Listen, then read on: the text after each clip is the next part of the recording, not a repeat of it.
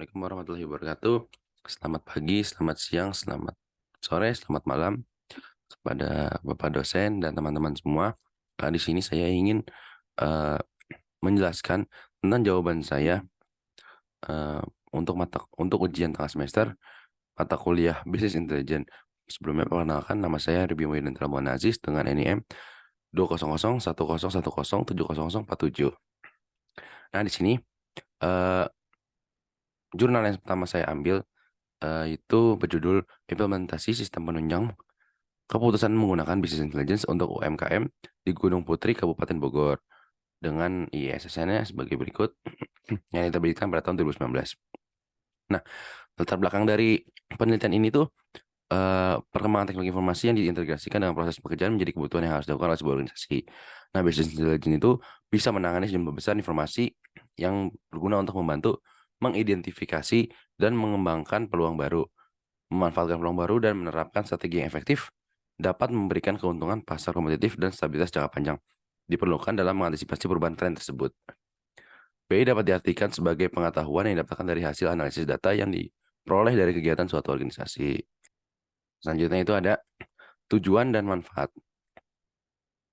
Tujuan dan manfaatnya itu adalah memanfaatkan peluang baru dan menerapkan strategi yang efektif yang bisa memberikan keuntungan pasar kompetitif dan stabilitas jangka panjang yang diperlukan dalam mengantisipasi perubahan tersebut. Maka dari itu, si peneliti ini eh, melakukan penelitian tersebut.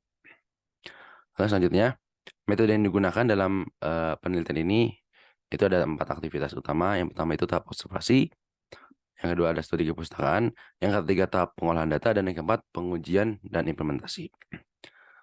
Lalu teknologi yang diterapkan pada penelitian ini adalah SSRS dan juga ada program SPSS.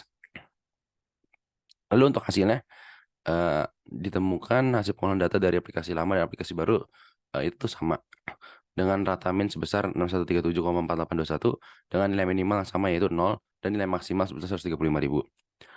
Dan yang kedua, hasil pengolahan data dari aplikasi lama dan aplikasi baru itu agak sedikit berbeda dikarenakan ada perbedaan nilai angka di belakang koma atau proses rounding. Nah, nilai min dari pengolahan data dari aplikasi lama atau user itu sebesar 357.8194,409. Nah, sedangkan untuk yang nilai min baru di aplikasi yang baru itu sebesar 357.8194,4444.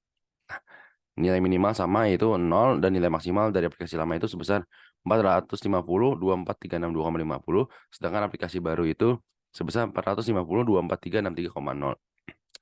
Nah, hasil pengolahan data dari aplikasi lama dan aplikasi baru ini berbeda karena ada beberapa nilai dari item code yang belum termasuk ke dalam aplikasi baru.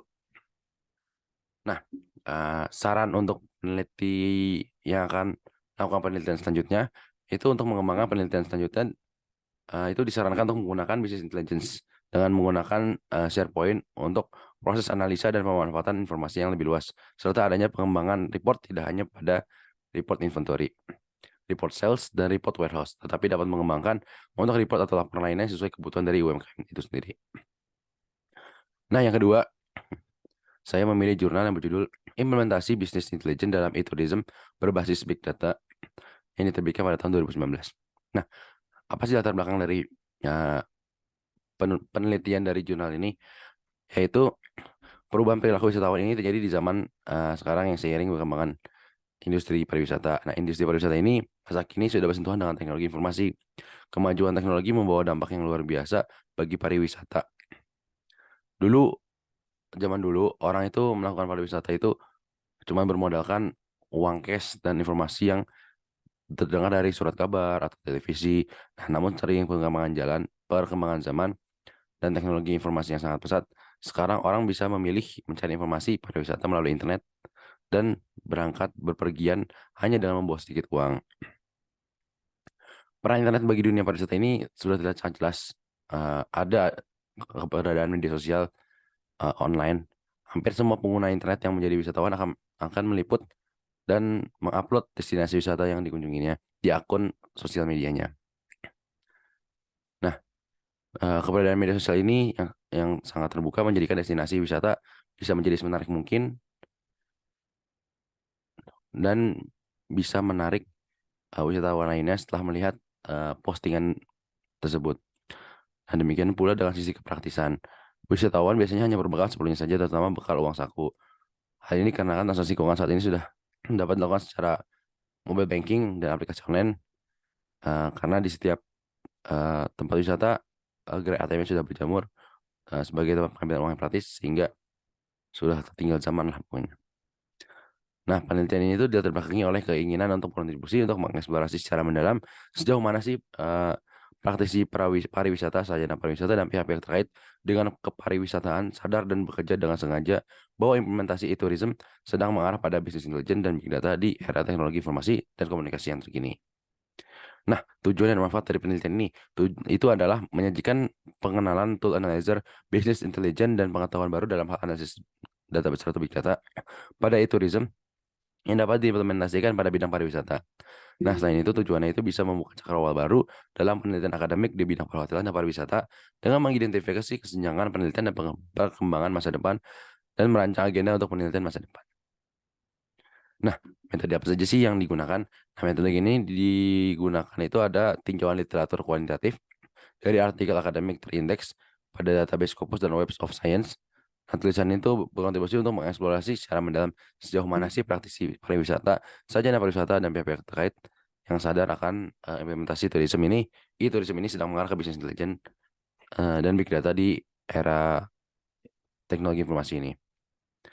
Nah, teknologi yang diterapkan pada penelitian ini adalah menggunakan tool analyzer, business intelligence, dan pengetahuan baru dalam hal analisis data besar big data pada e-tourism yang dapat diimplementasikan pada bidang pariwisata. Nah, hasil yang ditemukan ini, e-tourism sebaiknya itu diposisikan sebagai alat dalam pengembangan industri pariwisata di era ICT, terutama dalam hal penyediaan informasi dan pemesanan tiket wisata oleh wisatawan. E-tourism juga dapat mengurangi travel agent luar, sehingga semua pendapatan dari pengeluaran wisatawan menjadi hak pariwisata Indonesia. Nah, berdasarkan ketersediaan berbagai aspek seperti akomodasi, objek wisata, fasilitas untuk mendukung aktivitas wisatawan dan adanya informasi yang lengkap tentang jarak perjalanan dan didukung oleh kecocokan harga dan waktu, maka akan sangat membantu wisatawan untuk mengambil keputusan di dalam melakukan perjalanan ke Indonesia. Business intelligence sebagai tools dalam mengembangkan tourism yang berbasis big data, mengingat pertumbuhan data internet yang sangat pesat, business intelligence juga digunakan untuk menganalisis dan memperkirakan perkembangan pariwisata dari suatu sumber data yang sangat besar untuk beberapa tahun ke depan. Nah, penelitian yang dilakukan selanjutnya ini bisa menggunakan implementasi dari business intelligence pada tourism, tapi sesuai dengan subdomainnya seperti e-airlines, e-hospitality, dan yang lainnya. Sekiranya itu saja jawaban dari saya. Kurang lebihnya mohon maaf. Assalamualaikum warahmatullahi wabarakatuh.